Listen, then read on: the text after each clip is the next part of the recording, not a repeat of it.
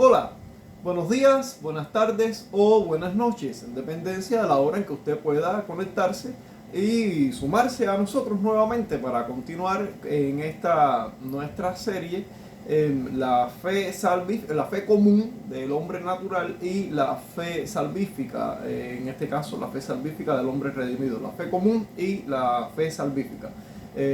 Básicamente recuerden que estamos viendo lo que es la distinción entre estos dos tipos de fe. Ya vimos unos videos anteriores que comenzamos viendo un preámbulo introductorio acerca de la necesidad de este tipo de enseñanza, ¿no? De enfocarnos en aprender acerca de este tipo de diferencia respecto, en este caso, particularmente al tema de la fe, en cuanto al tipo de fe que es conocida como fe común, que es la fe del hombre natural, y la fe salvífica, que es propia del hombre redimido. Y estamos estableciendo la necesidad de conocer este tipo de distinción, este tipo de diferencia. En primer lugar, porque realmente hay mucho desconocimiento, verdaderamente mucho desconocimiento de este aspecto, de este asunto. Y quizás algunos no le hayan dado, digamos, la importancia que realmente tiene, porque actualmente, y digo actualmente ya desde hace algunos años, probablemente más de un siglo, que se está presentando a nivel general en el cristianismo moderno un modelo de predicación del evangelio en el que el evangelio no es presentado propiamente con los detalles de la teología que realmente sustenta y enseña el verdadero evangelio. Y es importante porque estamos en presencia de un tiempo, de un momento histórico en el que una gran cantidad de lo que se conoce como cristianismo evangélico actual, moderno, se ha separado, se ha divorciado de su herencia histórica y se han tomado como característica distintiva ser un cristianismo eh, que quiere vivir sin teología. La palabra teología y su contenido, su sistema como tal, es algo realmente bastante ajeno a mucho del cristianismo evangélico moderno. Y eso no solamente es triste, pero es más que triste, es peligroso. Y es peligroso porque enseña un evangelio muy superficial en el que las verdades precisas, las verdades específicas, las doctrinas en sus detalles son, yo diría, olímpicamente obviadas y solamente se predica el evangelio de la manera más superficial y más sencilla posible. Y no es que estemos en contra de la sencillez, en cierto sentido la sencillez tiene un valor importante también, pero la sencillez no puede ser algo que suplante o algo que elimine la necesidad de la profundidad de la enseñanza o del aprendizaje de todo el sistema de teología que sustenta al evangelio, al verdadero evangelio. Y es necesario saber estas cosas porque hay una advertencia que ya hablamos de ella en los videos anteriores, específicamente en los videos que tratan el primer aspecto de esta fe común, que como característica inicial vimos que es una fe que no puede salvar. Y algo de lo que estábamos hablando en esos videos es el hecho que de hecho lo mencionamos en los dos videos y ahora vamos a hacer mención nuevamente, Perdonen lo reiterativo, pero es que creo que verdaderamente es muy importante. Se trata del hecho de que un día, que será el día del juicio, el día final, dice la Biblia y de palabras del propio Jesús, que en aquel día muchos se presentarán delante de él llamándole Señor, Señor, Señor, y él les va a responder: apártense de mí, yo no los conozco, ustedes son hacedores de maldad. Pero lo interesante de esa escena es que estas personas que vienen a acercarse a Jesús vienen llamándole Señor. Eso indica que estas personas, de alguna manera, ellos asumieron que tenían un tipo de relación con el Señor que a ellos les pareció que debía ser aceptable por Dios. Ellos llegan llamando a Jesús Señor. Y eso nos da esa indicación. En la mente de esas personas, en la conciencia de esas personas, había una información que les hizo creer que ellos tenían una relación con Dios, o en este caso una relación con Jesús, que era aceptable. Pero nos encontramos con la sorpresa en ese momento de que muchas de esas personas que van a llegar llamando a Jesús Señor, el Señor las va a detener, les va a decir que no se relacionen con Él, es decir, que no se acerquen a Él, que Él con ellos no tiene ninguna relación, que de hecho nunca la ha tenido. Así, yo no los conozco, pero no solo no los conozco, es que nunca los conocí. Eso está ahí en Mateo capítulo 7, los versos del 21 al 23. No es que me quieran, es decir, no es que no me quieran, no me tengan que creer a mí si no quieren creerme a mí. Yo no soy nadie. Pero vayan a la palabra de Dios y se van a encontrar esa escena del propio Jesús diciendo: apártense de mí, hacedores de maldad. Nunca los conocí, nunca he tenido con ustedes ninguna relación. Pero ellos pensaban que sí. Y esa es la sorpresa, esa es la cuestión, ese es el elemento que llama la atención en este caso.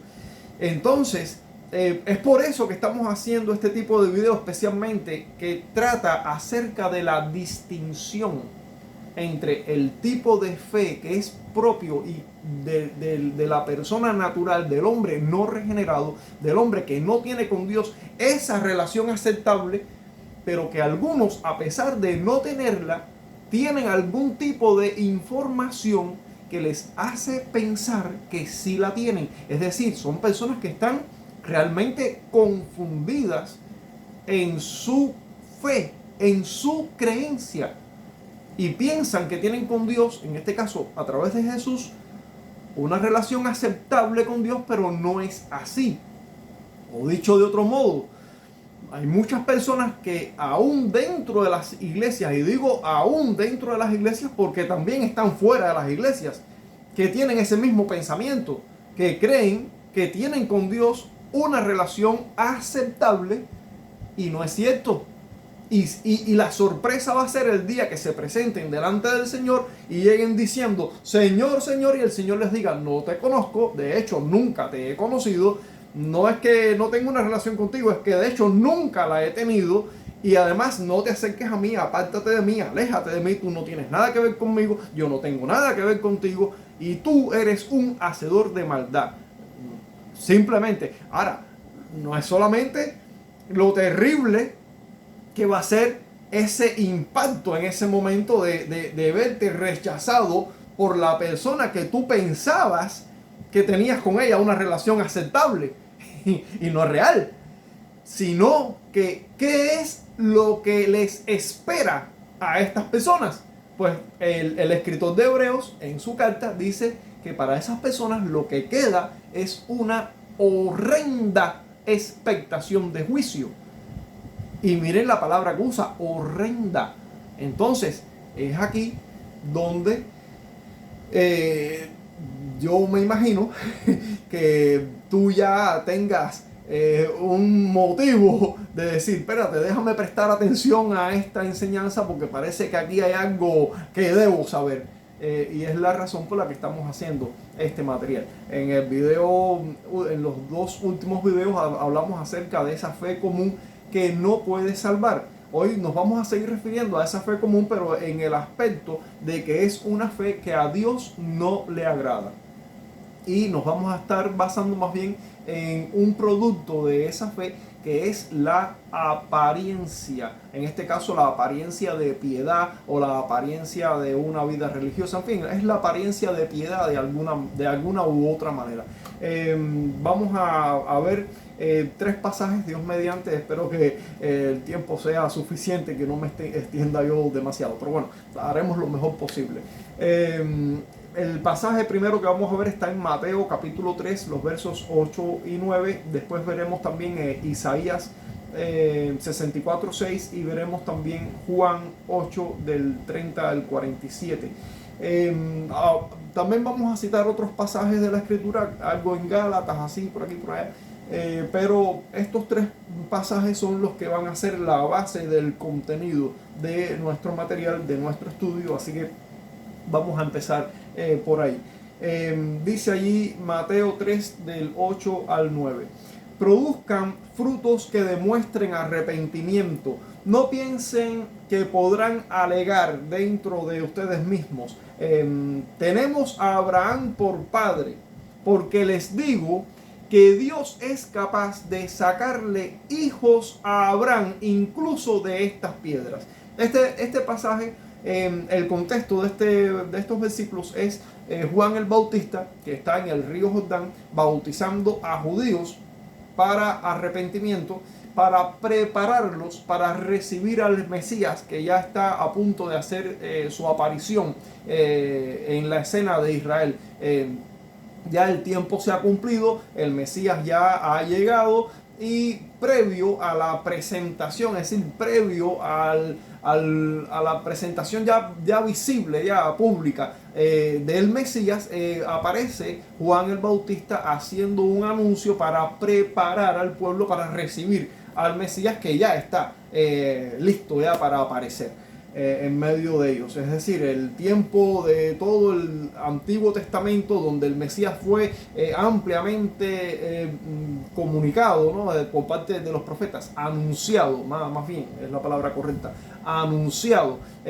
Israel llevaba ya muchos años esperando a este Mesías, y llega Juan el Bautista diciendo: el tiempo ya llegó, ya el Mesías está aquí, prepárense para recibirlo. ¿Y cuál es la forma de prepararse? Pues vamos a participar de un bautismo de purificación. Es un bautismo simbólico en este caso, pero que les prepara el corazón para arrepentirse de los pecados, para recibir al Mesías. Bien, en ese contexto es que está pasando esto, pero del Sanedrín. El Sanedrín era el cuerpo judío gobernante, que era un cuerpo espiritual, de carácter más bien espiritual, pero era el cuerpo gobernante de Israel. Recuerden que en ese tiempo Israel estaba bajo el dominio romano, la jurisdicción, digamos, civil y política estaba en manos de los romanos, pero los romanos le habían dado cierta libertad a los judíos para que mantuvieran su gobierno espiritual.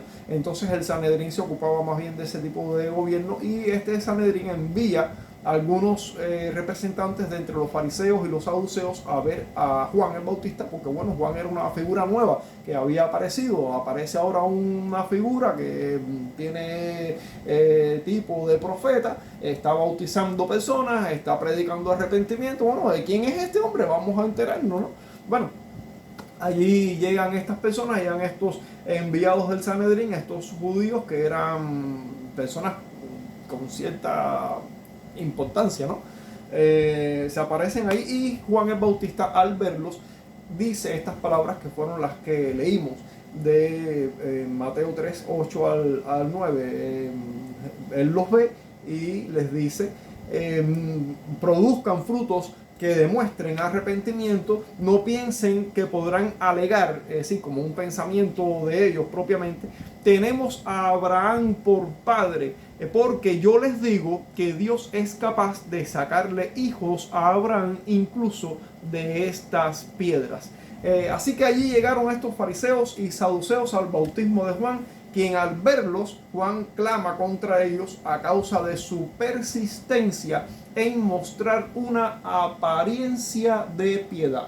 Estas personas persisten.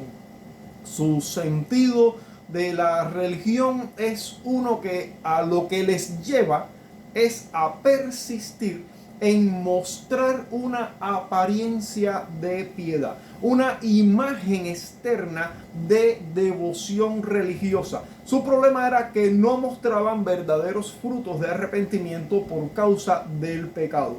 Este aspecto es importante y ténganlo bien presente, porque en el último pasaje también vamos a ver algo más sobre este asunto de ser esclavo del pecado y cómo liberarte de eso.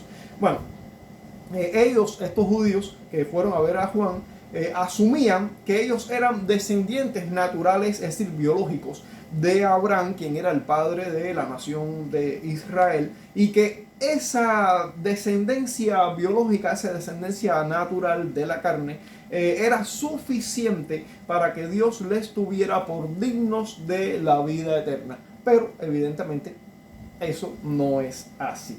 No lo era en aquel momento y sigue sin serlo en este momento. Sin verdadero arrepentimiento, toda esa fachada de religiosidad y apariencia de piedad, pues sencillamente no sirve para nada. Juan el Bautista usa una ilustración que estoy seguro dejó atónitos o boquiabiertos a más de uno de los que lo estaba escuchando, especialmente a estos líderes ilustres del judaísmo. Juan les dice: porque yo les digo que Dios puede levantar o puede crear, hacer, en fin, Dios puede levantar hijos a Abraham de estas piedras. Recuerden que Juan el Bautista, estaba en el río Jordán bautizando a los judíos cuando llegaron estos representantes del Sanedrín. Así que yo imagino la escena, ¿no? Juan tomando una piedra del lecho del río, levantando la piedra a la altura de las narices de estos judíos que vinieron a verlo y de estos piadosos líderes religiosos, y decirles: no se anden repitiendo para sí mismos, yo soy un hijo de Abraham, porque yo te digo que Dios toma esta piedra y la señala ahí con ellos a la altura de su nariz y le dice: y hace con ella a un verdadero hijo de Abraham. Así que no te sigas diciendo a ti mismo soy un hijo de Abraham. Eso no tiene ningún valor realmente. Sí, en el sentido de la descendencia biológica, en el sentido de la descendencia natural, no tiene ningún valor. Aquí estamos presenciando algo asombroso. Algo está sucediendo aquí. Juan les está diciendo a estos religiosos muertos en sus pecados que se están engañando en su propia religión.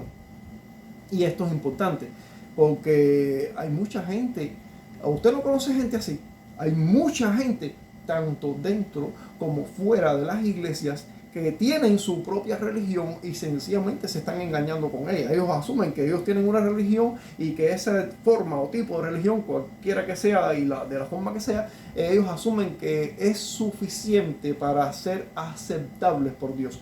Y no es así. Es decir, no hay frutos dignos de arrepentimiento, ninguna expresión de religión te puede salvar, ninguna. Pero ese era el problema de esos fariseos y de esos saduceos y de esos líderes religiosos y de esos judíos. Pero no solamente era el problema de ellos, es el problema de mucha gente a nuestro alrededor, dentro y fuera de las iglesias. La fe que ellos ejercen no los puede salvar porque no los lleva a una verdadera vida de verdadera piedad, es decir, no los lleva a una vida de verdadera piedad y de verdadera devoción, sino solo de apariencia. Y a Dios no le interesan las apariencias. ¿Se acuerdan del pasaje de Samuel, cuando Dios le dice a Samuel: ve a Isaí, a Belén, porque de los hijos de Isaí yo me he provisto un rey para sustituir a Saúl? Ahí Samuel: bueno, Señor, pero mira, si yo voy ahí con ese propósito y si Saúl se entera, hasta aquí llegué. No, tú tranquilo, dale, coge tu cuerno, dile que vas a ofrecer sacrificio. En fin, ustedes han leído esa historia. no vamos a repetir toda esa historia, vaya allí a los libros de Samuel, ahí va a encontrar esa historia. Y el caso es que Samuel llega y invita a Isaí y a sus hijos al sacrificio, y cuando llega Eliab, quien era el primogénito de Isaí, Elías era un hombre de alta estatura, de un parecer hermoso, es decir, un hombre, digamos, en cierto sentido, con una personalidad atractiva, alto, esbelto, digamos, una persona con una buena apariencia. Una apariencia digna de un rey. Definitivamente. Bueno, el caso es que Samuel lo ve y no puede ocultar que de momento ha sido como víctima de la impresión, y se dijo a sí mismo: ciertamente delante de Jehová estás ungido, es decir, ciertamente este es el escogido, porque se dejó llevar por la impresión, simplemente por la apariencia. Y Dios le responde, dice: no te fíes de la apariencia, de su estatura alta, de su hermoso parecer, de lo que sea que estés viendo. No te impresiones de eso, porque tú ves como ven todos los hombres, que ven lo que tienen delante. Pero Dios examina el corazón, y Dios le dice: yo lo desecho.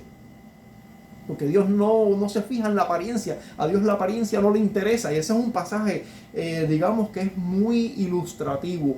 Muy ilustrativo. Es un pasaje que nos ayuda a entender bien este asunto de la apariencia y de la verdadera piedad. Dios estaba buscando un hombre conforme a su corazón, y ese no era Eliab. A ver, hay que entender algo. No es que David fuera escogido porque él era ese hombre por sus propios méritos. Hay que entender que David, como todos los hombres, era un pecador también. Si algo bueno había en David es porque Dios lo hizo, y eso es algo que hay que entenderlo. Pero no obstante, este evento está registrado porque Dios quiere que entendamos algo. A Dios no le interesa la apariencia. No le interesa nuestra apariencia de piedad, no le interesa nuestra apariencia de devoción, no le interesa esa apariencia, porque Dios ve el corazón, porque Dios ve tus pensamientos, porque Dios ve tus intenciones, porque Dios sabe tus deseos. En fin, que esa apariencia sirve para engañarte a ti y sirve para engañar a los demás, pero no sirve para que seas aceptable por Dios.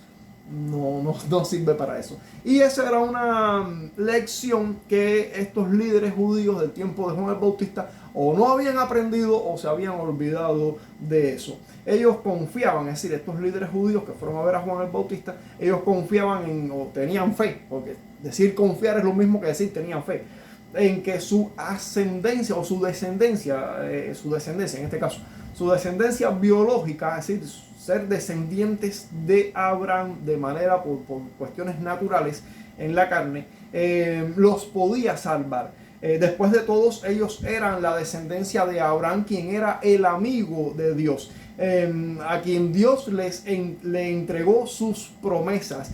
Pero definitivamente estos hombres se perdieron de algo. Bueno, para empezar hay que entender que el amigo de Dios era Abraham, y ese no es un título hereditario. Vamos a aclararlo de alguna manera. Supongamos que mi abuelito fue un misionero que plantó iglesias. Estoy haciendo una ilustración que no es real, ¿no? Simplemente un ejemplo hipotético.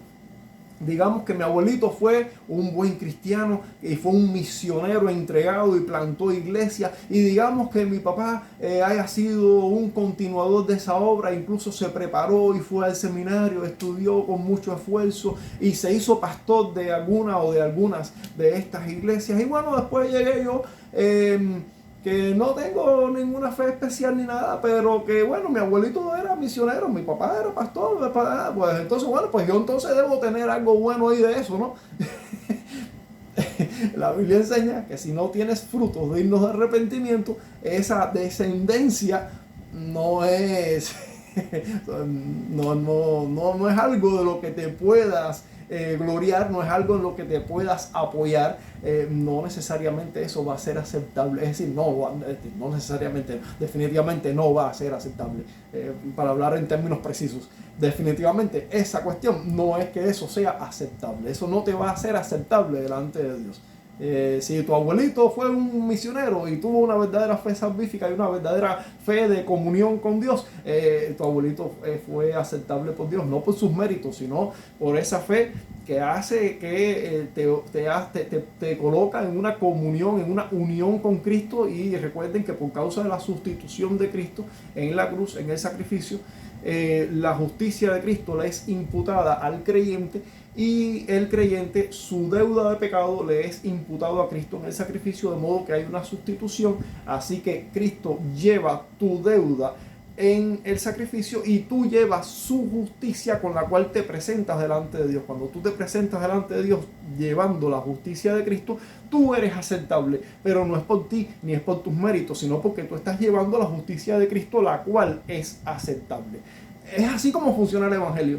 Pero si tú tienes una fe que no es la fe salvífica, que es la fe con la que estos judíos se presentaban, la fe que les hacía pensar que porque eran descendientes de Abraham, o la fe que tenían por su apariencia de devoción, apariencia de religiosidad, apariencia de piedad, definitivamente ese tipo de fe que les hace confiar en ese tipo de cosas que no son las cosas que tienen la sustancia que Dios acepta, pues definitivamente es una fe engañosa y es una fe peligrosa, porque mantiene a los hombres, en este caso a ese tipo de creyente, en su estado de condición caída, en su estado de perdición eterna. Y se va a llevar la gran sorpresa de que va a presentarse delante de Dios un día y le van a decir: yo no te conozco, tú eres un hacedor de maldad y apártate de mí. Y lo único que le espera es una horrenda expectación de juicio, que definitivamente no es nada agradable. Pero lo menos agradable de todo eso es llevarte la sorpresa de que tú has creído toda la vida de que tú tienes una relación aceptable con Dios, y ese día descubras que no es así. Y lo descubriste tarde, y lo descubriste cuando ya no hay solución.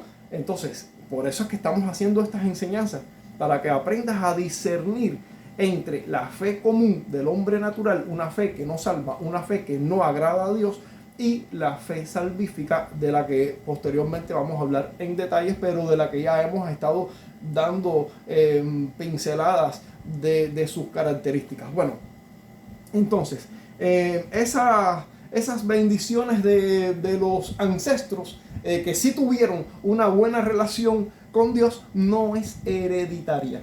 Así como no lo era para esa nación de Israel el ser descendientes biológicos de Abraham, no era eso una condición hereditaria de la bendición de Dios o de la aceptación de Dios.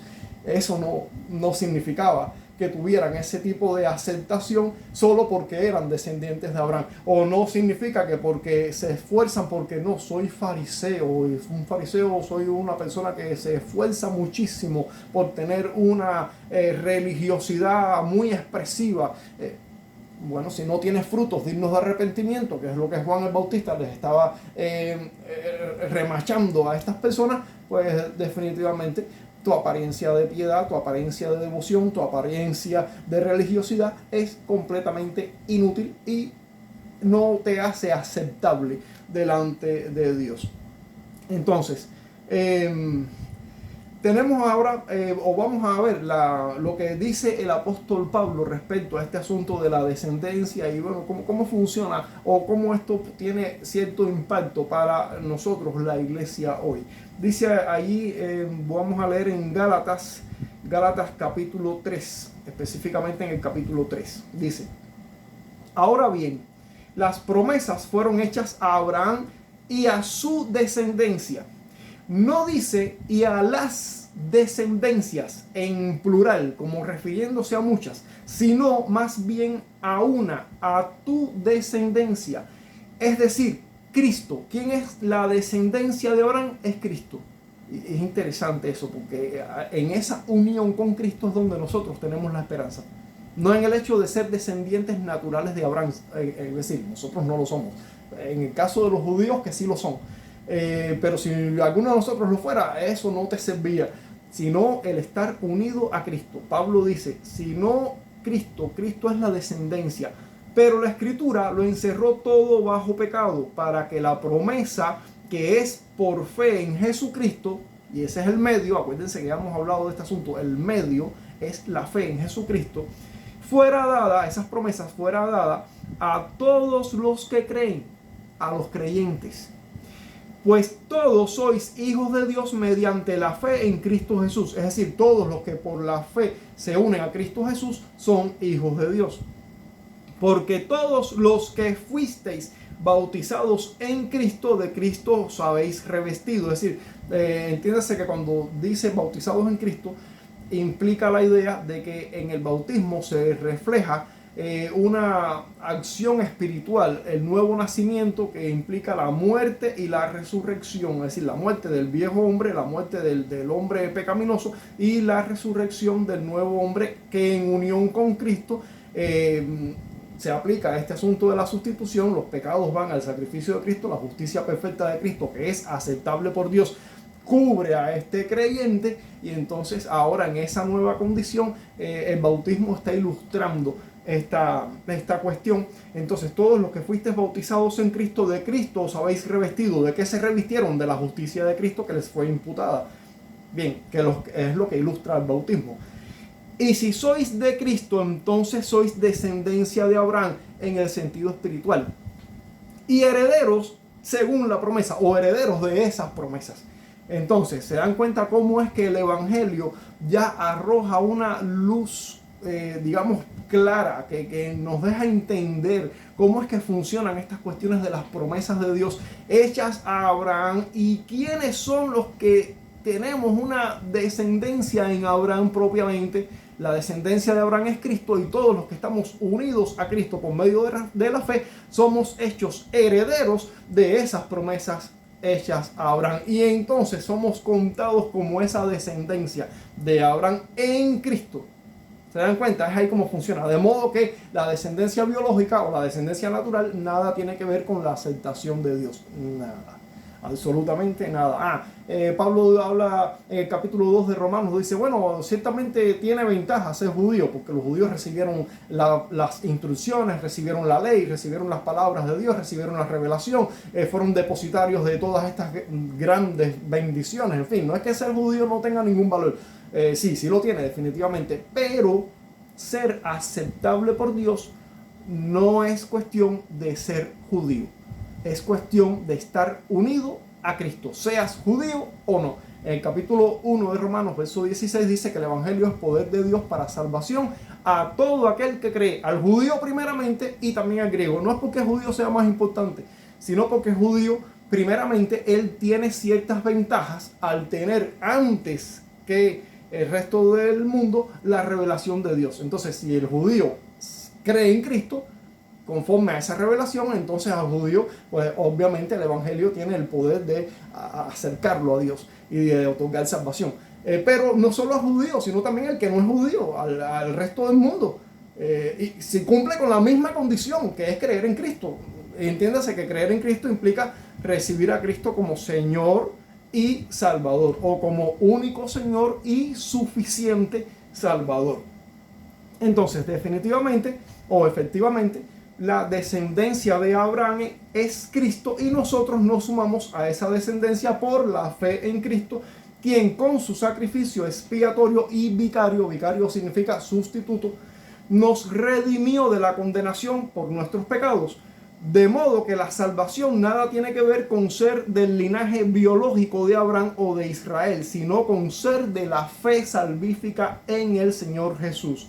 El profeta Isaías, hablando de esa justicia personal y de esa experiencia externa de devoción, dijo lo siguiente: he aquí te enojaste, le dice el profeta a Dios, he aquí te enojaste porque nosotros, en este caso Israel, porque recuerden que Isaías es israelita, y se refiere a Israel como nación. En este caso dice, he aquí te enojaste porque nosotros, los israelitas en este caso, pero se aplica a todos nosotros igualmente, ¿no? Pecamos continuamente, es decir, continuamente estamos en nuestros pecados. Dice, y seremos salvos por ser Israel, seremos salvos porque somos Israel. No, todos nosotros somos como el inmundo, es decir, como el que ni siquiera es de Israel. No hay diferencia. Y como trapo de inmundicia todas nuestras obras justas, aún lo mejor de nosotros, aún lo mejor de nuestra justicia, es como trapo de inmundicia. Todos nos marchitamos como una hoja, así como las hojas de los árboles que se marchitan. Y nuestras iniquidades, como el viento, nos arrastran. Y no hay quien invoque tu nombre, quien se despierte, es decir, quien despierte espiritualmente, para asirse de ti, para agarrarse de ti, para depositar en ti su esperanza o su confianza. No hay quien lo haga. Porque has escondido tu rostro de nosotros y nos has entregado el poder de nuestras iniquidades. Isaías 64, 5 al 7.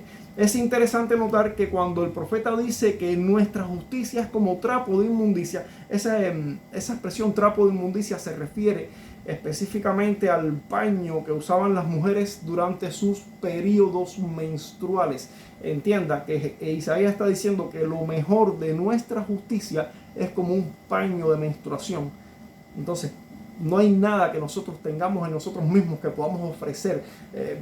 Por lo tanto, toda esa apariencia de piedad, de religiosidad, de falsa devoción, toda esa apariencia no sirve de nada, porque aún lo mejor de nuestra justicia es como una cosa inmunda, inaceptable. Es decir, ¿para qué usted quiere un paño de menstruación? ¿En qué sería útil?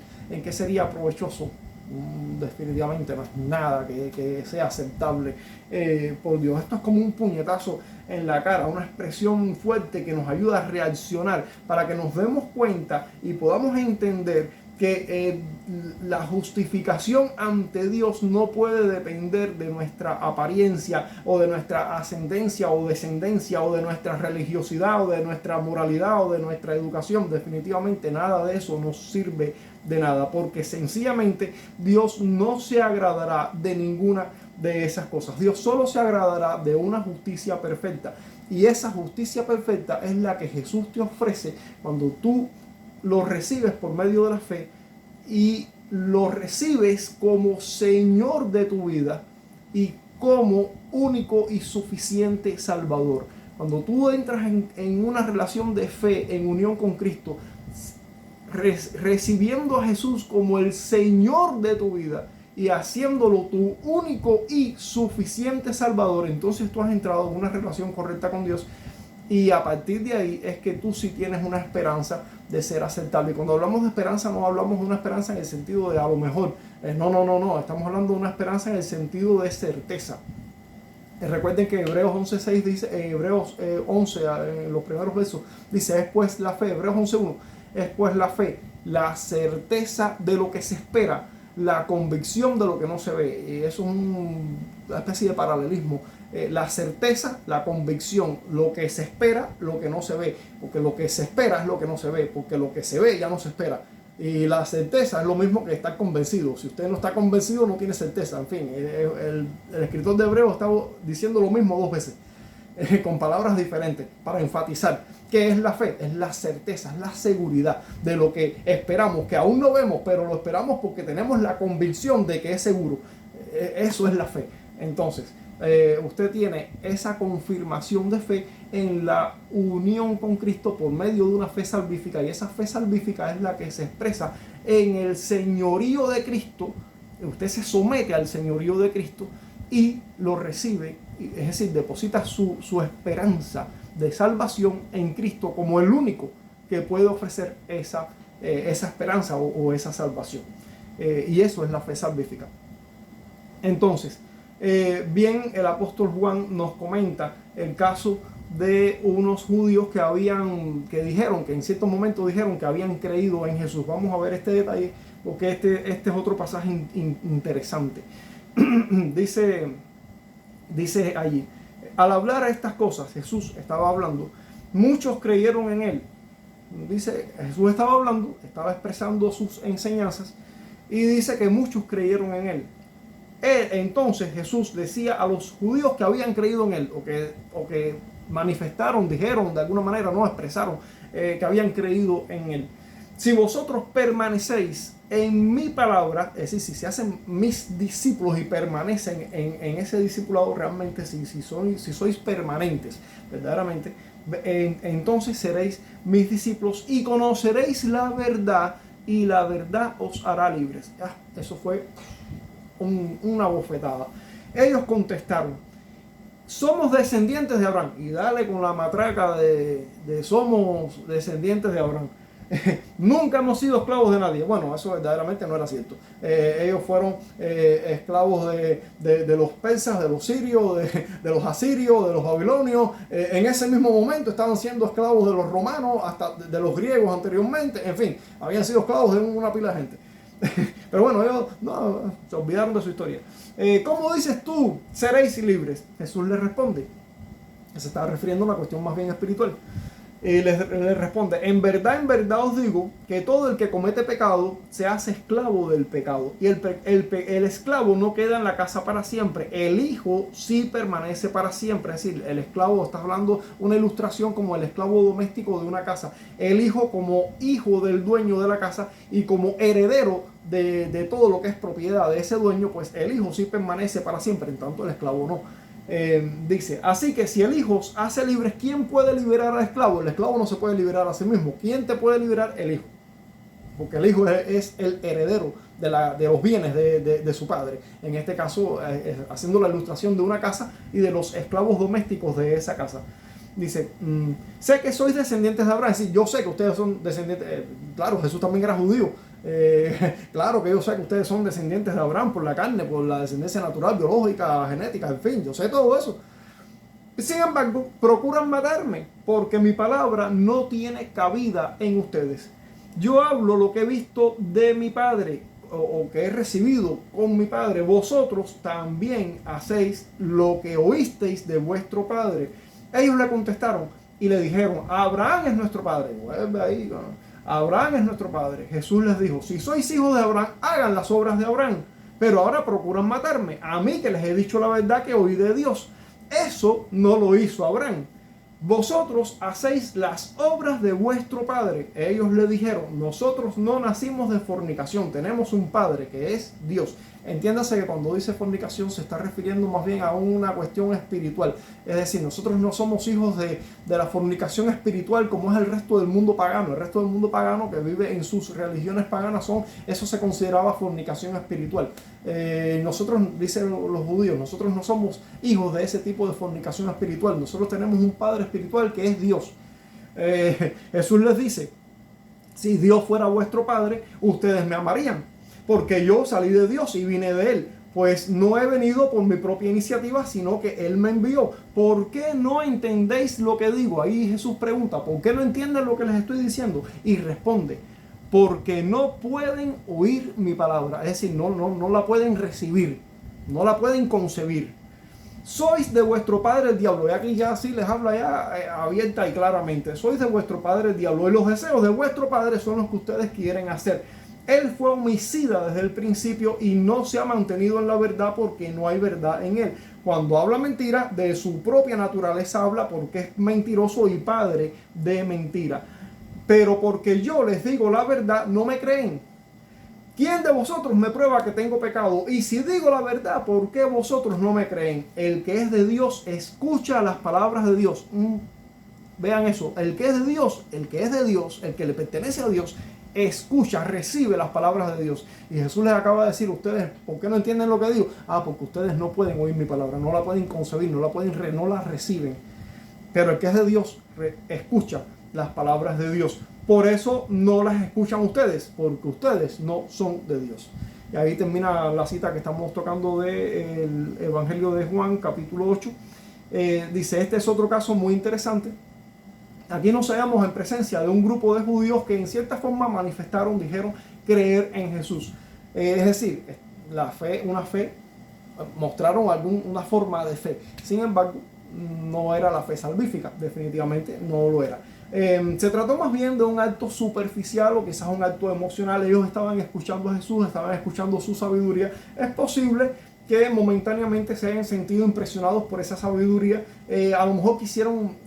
Aquí voy a especular un poquito porque la Biblia no nos da detalles al respecto. Entiéndase que es una especulación lo que voy a decir ahora, pero es como para tratar de meternos en el momento, en el lugar y tratar de visualizar esa escena. Quizás ellos pensaron algo como, bueno, este hombre es un maestro sabio, podemos relacionarnos con él, podemos crear un grupo, nos hacemos de un nombre y quizás incluso podamos llegar a formar parte del Sanedrín, ganar influencia en la nación, en fin, sabrá Dios qué cosa fue lo que pensaron, que quisieron tener un tipo de asociación con Jesús y manifestaron de alguna manera el creer en Jesús. Pero Jesús, que es especialista en poncharle el globo a la gente y en quitarle el cojín para que esa comodidad, ¿qué pasó aquí? Bueno, Jesús es especialista en esto porque Jesús no es ni es engañoso ni trata de engañarte. Entonces les ponchó el globo de donde estaba su talón de Aquiles, el que ellos no veían. Ellos eran esclavos del pecado, necesitaban ser liberados del pecado, pero ellos mismos no se habían concebido a sí mismos como esclavos del pecado de ninguna manera, no se veían así en ese sentido. Así que Jesús como que les habla directamente ya en estas cuestiones y les dice que ellos estaban siendo esclavos del pecado, que tenían que ser libres de esa esclavitud.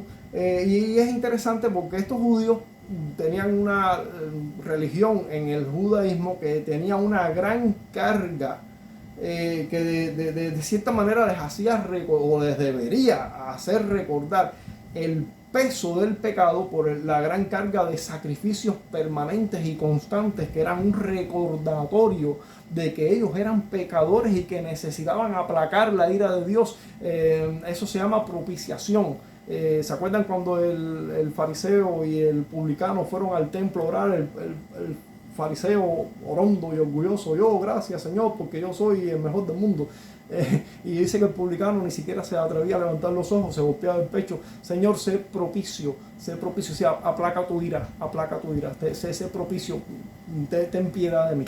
Y Jesús dice, yo les aseguro que este se fue perdonado para su casa, pero el otro no. Y esa gran carga de conciencia de pecado, la ley que ellos practicaban en su ritualismo religioso permanente, constante, les debería haber hecho conciencia de que realmente eran esclavos del pecado, pero no lo concientizaron. De algún modo ellos entendieron que su religión era lo vieron como un acto externo y siguieron practicándola y asumieron que si ellos sencillamente seguían manteniendo su estilo religioso, pues que ya eso era suficiente y que ya Dios se agradaba de eso. No entendieron que todo ese sistema de sacrificios apuntaba al verdadero Cordero de Dios, que era el Mesías, y su sacrificio expiatorio, su sacrificio vicario, es decir, sustituto, el justo por los injustos, para precisamente cargar las deudas de los pecadores y otorgar justicia perfecta a los creyentes. Ellos no entendieron eso, definitivamente no lo entendieron, y su religión fue, como decir, su paradigma para presentarse delante de Dios con una apariencia. Vuelve de nuevo el tema, la apariencia. Soy muy religioso, soy muy devoto. No te sirve. No te sirve porque no estás mostrando frutos dignos de arrepentimiento, solo estás descansando en tu apariencia de piedad.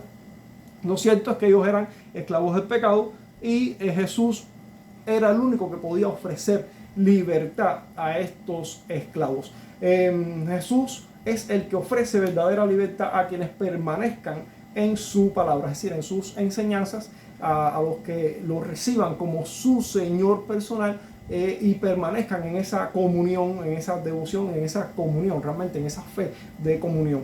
Pues aunque ellos eran descendientes biológicos de Abraham, seguían siendo esclavos del pecado. La fe que ellos profesaban no los llevaba a realizar cambios de regeneración en sus vidas, es decir, del nuevo nacimiento. La religión que ellos expresaban no los movía a que se creara en ellos un cambio de corazón, un cambio de naturaleza. Evidentemente ninguna religión podría lograr eso, solo Jesús puede lograr eso. Por eso es que solo Jesús, quien es el único que posee verdadera libertad, puede ofrecer esa libertad. Los que estamos presos del pecado, pues no nos podemos liberar a nosotros mismos del pecado. Si nosotros nos pudiéramos liberar del pecado, no necesitaríamos de Jesús. Necesitamos de Jesús porque nuestra condición de pecado nos hace esclavo, y un esclavo no se puede liberar a sí mismo. Solamente alguien que es libre puede otorgarle libertad a un esclavo. Y eso es lo que pasaba con estas personas y lo mismo que pasa con todos nosotros. Y todos los que están confiando en su apariencia de religiosidad, todos los que están confiando en su linaje biológico, todos los que están confiando en algún tipo de apariencia del tipo que sea, ya sea porque es muy educado, ya sea porque es muy moral, o por el tipo de apariencia que sea, sencillamente no sirve de nada. Recuerden las palabras de Isaías: lo mejor de nuestra justicia es como trapo de inmundicia, como paños de menstruación. Eso es lo mejor de tu justicia. Las palabras de Jesús no hallaban cabida en ellos, así que ellos afirmaban ser hijos legítimos de Abraham y hijos espirituales de Dios, pero definitivamente seguían siendo esclavos del pecado y necesitaban ser liberados.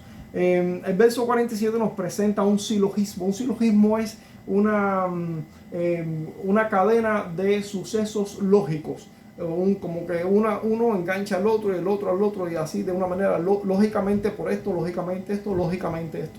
Eso es un silogismo. El verso 47 nos presenta un silogismo de 3 pasos. Dice: el que oye las palabras de Dios, ese es de Dios, es decir, ese le pertenece a Dios. En segundo lugar, vosotros no oís las palabras de Dios, ustedes no las escuchan.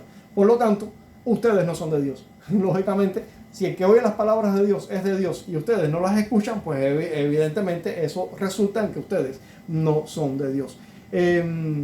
La apreciación que Jesús tenía de la piedad de estos judíos era muy diferente de la apreciación que esos judíos tenían de su propia piedad. La apreciación que ellos tenían de su piedad estaba basado en la apariencia de la religiosidad externa, en tanto Jesús podía ver su esclavitud al pecado. Jesús entendía que debía haber en ellos un cambio interno, es decir, una regeneración, un nuevo nacimiento. Esa regeneración les hace aborrecer el pecado, a amar a Dios, a amar al prójimo, especialmente al prójimo que ha sido enviado de Dios, que en este caso es Jesús.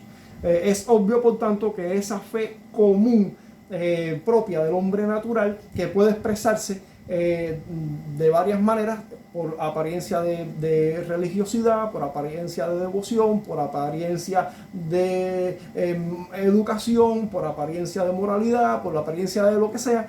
Ese tipo de fe común que tiene ese tipo de muestras de apariencia sencillamente no te sirve para salvarte, y a Dios no le interesa y no se agrada de ella.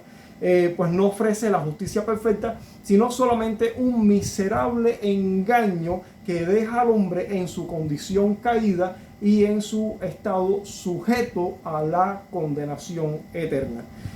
Entonces, para dar una oración de resumen final, tengan en cuenta que la apariencia de religiosidad, la apariencia del tipo que sea, como ya hemos dicho, para no extendernos demasiado ya en este punto final, que es muestra de un tipo de fe común del hombre natural, no le agrada a Dios, porque básicamente no produce la regeneración, no produce el cambio interno, no produce el nuevo nacimiento, no produce amor por el Señor, no produce amor por el prójimo, no produce la justicia perfecta que Dios va a recibir, y esa justicia solamente se halla en Jesús. Por eso tienes que recibir a Jesús por medio de la fe como tu Señor y Salvador. Y es importante esto de Señor y Salvador, porque si Jesús no es el Señor de tu vida, tampoco será el Salvador de tu vida.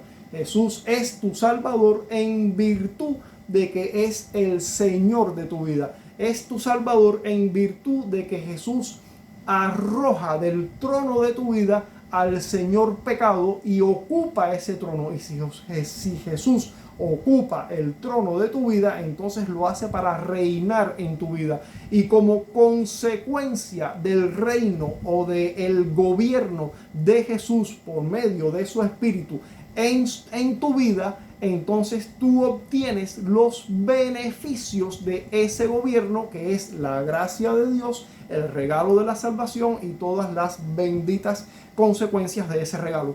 Pero si Jesús no es tu Señor, entonces no puedes recibir los beneficios de un gobierno que evidentemente no están asociados a ti.